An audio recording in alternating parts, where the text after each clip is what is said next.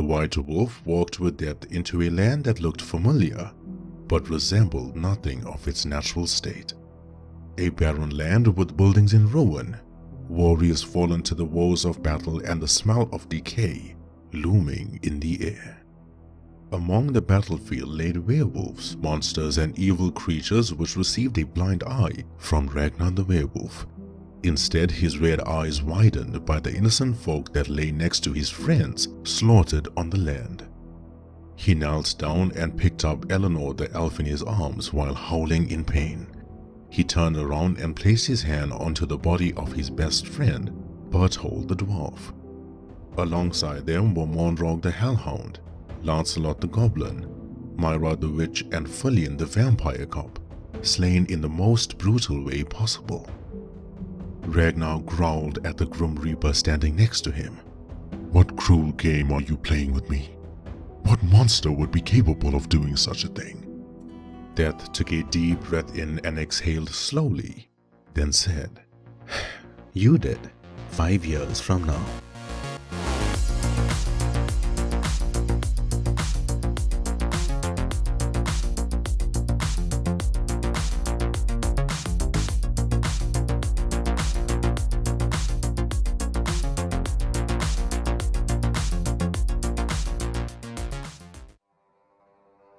This land that showed the werewolf was part of a different timeline. Ragnar witnessed everything unfold through flashbacks in hologram form that played back constantly.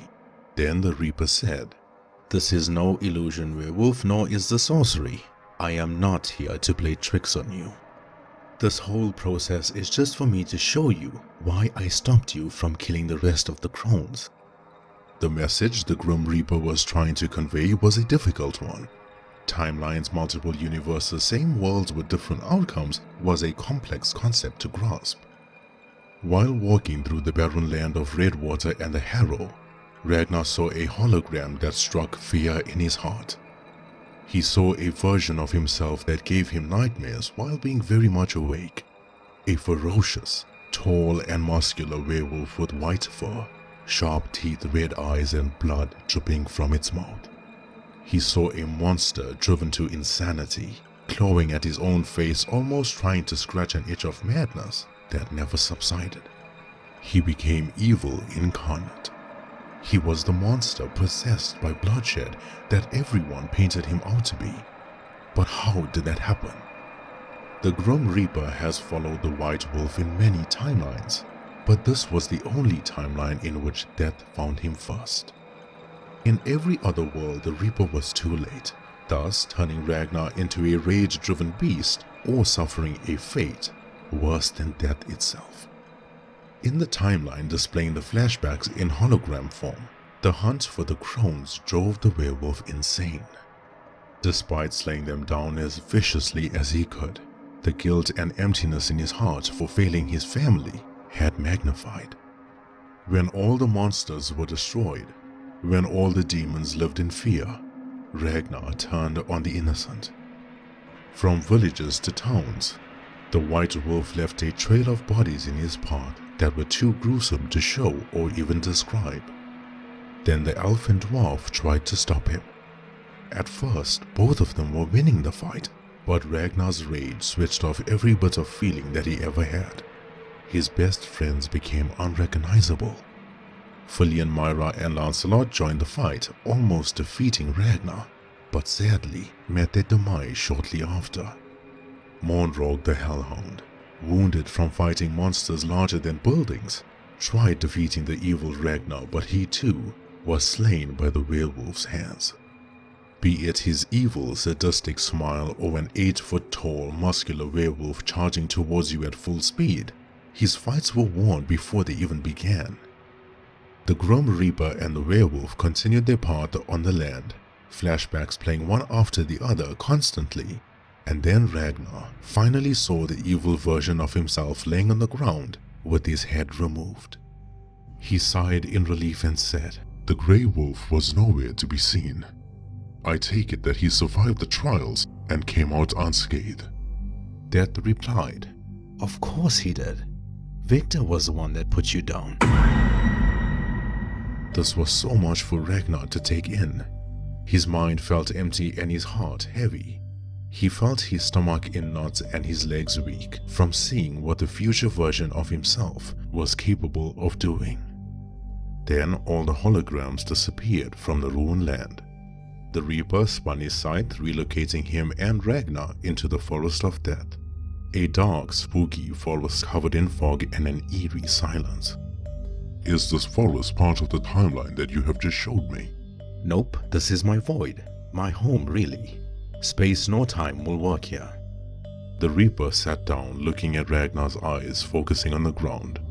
You look troubled, Werewolf, and rightfully so. I am sure that you have a lot of questions. My mind has always been stronger than my body. I have fought in many wars and met evil kings that tried to poison my thoughts, yet not once have I ever succumbed to their evil intentions. Why did this version of myself that you showed me fall to such a cowardice demise? Death reached inside his long black cloak and pulled out a book. When he opened it, Ragnar got nervous, thinking the Reaper would ask him to read from it. The warrior knight turned werewolf had difficulty reading, having not received education from fighting in wars at a very young age. His wife and son, Luna and Maximus, were the ones teaching him every day.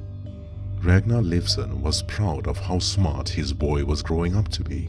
He loved the way Luna taught him with so much of love and affection, something Ragnar Leifsson was not used to. The Reaper smiled. Don't worry, Werewolf, this book is just for me to explain something, that is all. My siblings and I each have this book.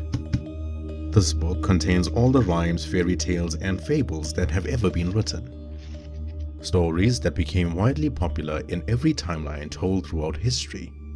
Hundreds of versions exist of each, like Jack and Jill, Red Riding Hood, Goldilocks and the Three Bears, The Boy Who Cried Wolf, Jack and the Beanstalk, which is my personal favorite by the way, and many more in here.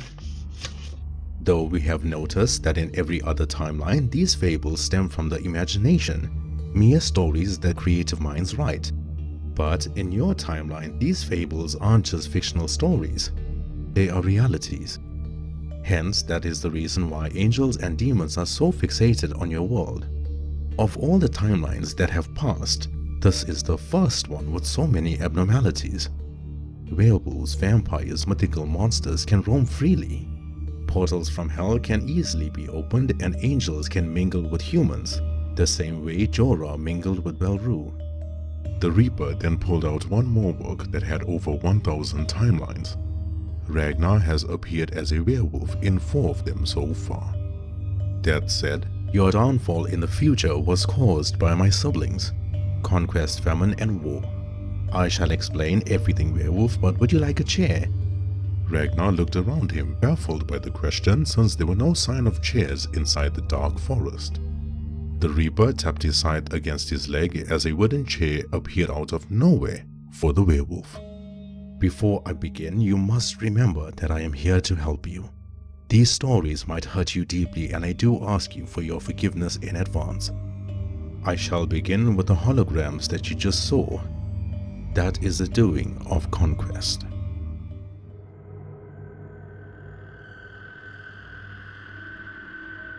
Conquest was the youngest among the riders of the apocalypse. He was also the weakest in terms of physical strength, but the strongest in terms of intellect. He was always the needy sibling. While Famine, War, and Death were so strong and impressive, Conquest found other means to make a name for himself. Means that could control the human race without even lifting a finger. The old adage goes, sticks and stones may break my bones, but words will never hurt me. But in this case, the words of Conquest can break down even the strongest of warriors that ever lived. His words plant seeds in the mind's garden. A garden that appears to be filled with the most beautiful flowers that have ever been grown, ruined by the weeds of doubt. He knows your deepest, darkest fears. He knows your insecurities and how to make them come alive. Conquest has a long whip that has hooks at the front. Now while he rarely uses it, when he found Ragnar in the old timeline, he used the weapon against the White Wolf. Ragnar's story in that world shared the identical timeline that he was currently in. He was a brave warrior knight turned werewolf, stricken with pain and sorrow from losing his wife and son to dark practices caused by demons and witches. The whip wrapped around Ragnar's head while the hooks dug into his brain, oozing out malicious thoughts invoking the werewolf's biggest fears and insecurities. He poisoned the mind of Ragnar using tactics of manipulation and deceit, making the werewolf a perfect weapon to bring the downfall of his world. Conquest used the White Wolf's obsession with hunting the crones against him. However, the tragedy was, Ragnar had already killed the crones. Yet in the faces of every man, woman and child, he saw the crones very much alive, thus slaughtering innocent folk. No matter how much the White Wolf tried to fight the hold Conquest had on his mind, he could not break free. He manipulated the werewolf's thoughts to such an extent that every human Ragnar refused to kill, he would get visions of Luna and Maximus convincing him to avenge their death. But after the first murder, it became a chain of brutal, merciless killings that he couldn't stop. However, in the current mission of destroying the Riders of the Apocalypse, Ragnar's quest won't be so easy despite knowing the dangers Conquest presents. Conquest knows what Death is trying to do, therefore he has appointed a bodyguard. They call him the Beast of Burdock Mountain. No one really knows if this creature is a demon or was born a monster, but his power rivals that of Monroe the Hellhound. Leviathan. The Beast of Burdock Mountain is a giant dark monster with horns on either side of its head, which resemble antlers. With hollow eye sockets and glowing red eyes. With razor-sharp shark-like teeth and speed that matches Fesliyan the vampire, he can divide his cells in producing 2 more versions of him in battle. However, there is one more troublesome skill the creature has. Leviathan follows Conquest wherever the rider goes, though no one else can see him except for Conquest, Famine, War and Death. The void or hideout that Conquest uses is called Arkborn. This is a beautiful world with thriving vegetation, gorgeous lakes, rivers and streams, stunning mountain formations and architecture that one could only dream of. However, on the inside, this is a world thriving with segregation and the downfall of humanity. The human folk do not fear monsters from taking the lives of their brethren, since they do it themselves. They burn each other alive with their only motive being discrimination. That world is not a matter of fearing the werewolf that lurks in the woods at night. Rather, it's living with the paranoia, wondering whether your neighbor was going to take your life before your head hits the pillow. And this was the doing of Conquest. Falsify hatred between the populations and watch them do the rest. Now, as weak as Conquest may be in terms of physicality, the troublesome questions prevail. Will Ragnar be able to defeat Leviathan without being able to see the monster? And if so, will he be able to deal the finishing blow to Conquest before the rider wraps his whip around Ragnar's mind once again?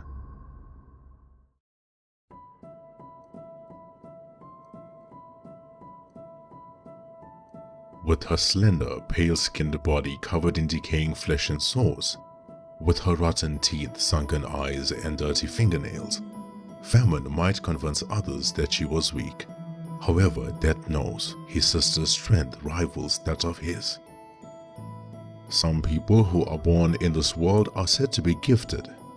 Now, while I do not believe in talent, rather hard work and practice, even I cannot refute that there are some people that exist with a soulful calling. Be it art, writing, forms of media such as acting or dance, it just comes naturally to them. If Famine did not become a rider of the apocalypse, one might believe her to be the best biochemist out there. Her speciality is both life and chemical sciences, understanding the chemistry and molecular changes that occur in living cells. Her void is called Forgerist. This peculiar place is a dark swamp that has green mist and fog hovering over the land. The wetland contains thousands of plagues and viruses at her disposal, and while those are fatal, the smell of the swamp alone would be enough to kill you. Next to the swamp is Famine's dungeon, used as her laboratory. With jars and test tubes scattered around the cold, dirty floor engulfed by sulfur, this evil being spent eons creating deadly diseases to poison every world in every timeline. Famine, however, does not have a specific weapon like Conquest. Her viruses and diseases would be the only weapons that she ever needed. However, she does have protection. Her horse, old, foul, and decaying with green eyes, is the only horse among the riders that doesn't need a portal to travel through space and time. Death has spent many centuries trying to kill it with no avail.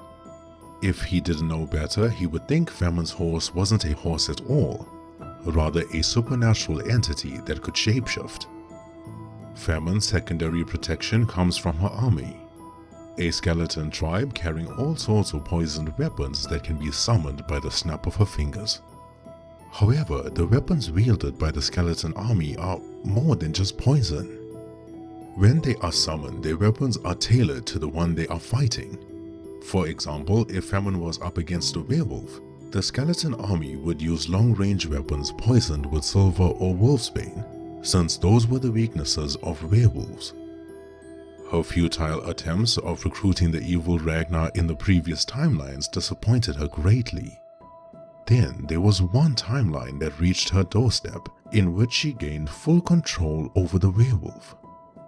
Sharing the similar features as Famine, the werewolf was slender, his muscles long and elongated, with his flesh rotting and falling off with every step that he took. But Famine never needed him to be this giant warrior. Ragnar became the carrier of her diseases. With every bite inflicted from the werewolf, sicknesses would spread from human to human in every town and village. With every victim dying by Famine's sicknesses, she gets stronger. Not only would the infected become werewolves, but they would also spread the disease with each person they turned or killed. The white wolf was a puppet. He had no conscience. He had no feeling. With the werewolf immune system that kept him alive from every disease that was given to him by Famine, Ragnar was a living corpse. Ragnar lived in that timeline as a weak and pathetic werewolf, having no background of being a valiant warrior, rather a village farmer. Luna and Maximus had died from his werewolf bite when Famine cursed him to become a werewolf and poisoned his crops. 600 years later, Ragnar reached his oldest age and served no purpose to Famine anymore. Her skeleton army devoured his body like vultures, storing the remaining ailments in their bones for Famine to reproduce. Now, in the Forest of Death, the Reaper took a break from telling the story, then looked at Ragnar and said, Ragnar, look, I know this isn't easy to listen to, so if you would like me to stop, I would... No, I need to hear this. I need to know how weak the previous versions of me were. I need to know how fragile my mind was to encumber to a life of helplessness. I need to know how I failed so I could not repeat those mistakes again. Well, there's only one more mention of you, werewolf. One more timeline and one more rider. My brother, War. However, when I tell you the story, you're going to have to be strong, for this, in my opinion, was your worst fate.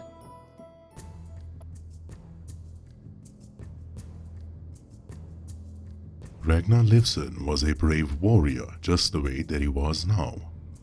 His skills on the battlefield would not only be marveled by his fellow comrades, but also those that set eyes on him whenever he fought. He would take on individual contracts as well, helping villages and towns get rid of evil monsters harassing innocent folk, which caused the loss of livestock. Then, one day on his way back home from a great medieval battle, he stumbled upon a werewolf on his path in the dark, lonely woods at night. The werewolf was tall, dark and grey, with sharp fangs and red eyes. This was no natural-born werewolf, judging by its upright stance and humanoid mannerisms. He went by the name Victor Humbridge, a servant of war, the rider of the apocalypse. Ragnar, however, never needed his weapons or armor to be a valiant warrior. Not once did he ever shy away from a fight without them. Therefore, he fought the beast in his human form. The warrior knight was a specimen to behold with how large he was, larger than the actual werewolf that he was fighting. He tussled with Victor for 9 whole minutes before breaking the werewolf's neck. However, the warrior did not come out unscathed. Once the adrenaline wore off, Ragnar felt immense pain towards the side of his neck and shoulder. This wound was a bite inflicted from Victor the werewolf. Before this day, there were no such thing as werewolves. Ragnar never knew about curses or werewolf transformations from bites. He grabbed some sand on the ground, rubbed it against the wound, and then continued the path home. When he returned to his village home, his pregnant wife Luna noticed the bite mark on his neck. Ragnar came home with so many wounds from so many battles, but this wound had brought a sense of unease to her. She patched it up as best as she could, then wrote a letter for the village doctor to see Ragnar at once. However, the village doctor was busy that night and could only arrive the next morning. That night, as she lay next to her husband, she could hear him groaning in pain while his body perspired profusely. As the moonlight shone through the window of the dark village home, Ragnar had undergone a painful transformation, turning into a werewolf, then killing his wife and unborn son. Shortly after, War rode into the village wearing his dark black cloak. This was the first and only time the rider showed his face. It seemed like a stainless steel mask was melted onto his face, while his red eyes peeked through the hollow eye sockets. War had the largest horse befitting the rider, since he was 15 feet tall. He brought along every negative emotion that ever existed: anger, hatred, envy, malice, jealousy. His aura was heavy and intimidating, so much so that he brought the villagers down to their knees. War walked into Ragnar's home and tamed the werewolf with so much of ease, just by snapping his fingers. Then the rider wrapped shackles around the werewolf's wrist and took him captive. Rather than making the werewolf fight in battles, causing bloodshed and misery in the real world, he sought out something far worse. Ragnar was desperate to find the killer of his wife and son, having no memory that it was him all along. War turned the werewolf into a demon, torturing innocent souls for all of eternity, believing it was them responsible for his wife's death. The demon werewolf led monstrous armies and served the higher demons like a servant, following orders in search for the truth, not realizing what he was doing. Whenever he got closer to finding out what really happened, his memory would be erased for him to start all over again. Ragnar then turned his focus onto the living by murdering every man in every town and village, taking away the fathers and husbands of innocent women and children. He showed no remorse, no hesitancy, and no guilt. Every man that he set eyes on, old or young, had become a suspect. Ragnar Leifsson became known as the Butcher of Mankind, living a life of misery and bloodshed till the end of his days, searching for his wife's killer. One day, when War walked into Ragnar's dungeon, he saw the werewolf hanging from a chain.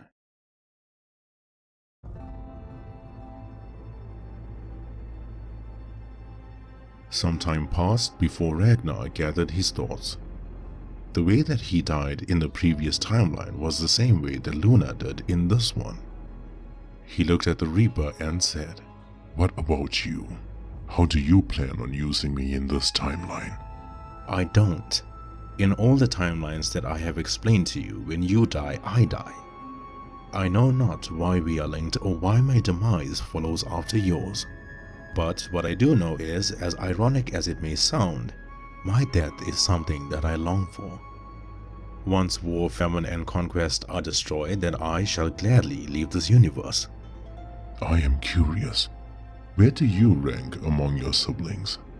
At my full power and speed, I could not land a single blow on you. And there are not many, both human or supernatural, that could do that to me. You have this persona that makes you seem weak, but you cannot fool me, Reaper. Now, my ranking isn't important, but it is something that you should know. I could fight my siblings for all of eternity, but I cannot kill them. We cannot kill each other. Though, they can only die with my weapon. Here, catch. The Reaper threw his scythe at Ragnar. The werewolf tried catching it, but the weapon dropped both his arms to the ground. Ragnar grunted. By the gods, how heavy is this thing? Not much. Somewhere between 200 kgs if I'm not mistaken. Perfectly balanced though. The werewolf tried picking up the scythe using all of his strength that made his feet dig into the ground. You need to practice with it. We're going to leave soon. For now, I am starving. Oh, my back. I feel for pizza, you know. Like chicken with mozzarella cheese. That would hit the spot. Would you like some? I am lactose intolerant. Well, that sounds like a you problem. I will find something. Death walked away, but when he turned around, he saw Ragnar wielding the scythe. In such a short space of time, the White Wolf would not be the only human, but the only other supernatural being to carry the Reaper's weapon. Ragnar Livson was truly a specimen to behold, using the weapon as he would his two-handed sword or spear. He moved fluidly, practicing swipes and strikes like he had the scythe his entire life. Death whispered under his breath, The warrior knight turned werewolf. Now I can see why my siblings were interested in you. Don't worry, Ragnar. In this timeline, you and I will win.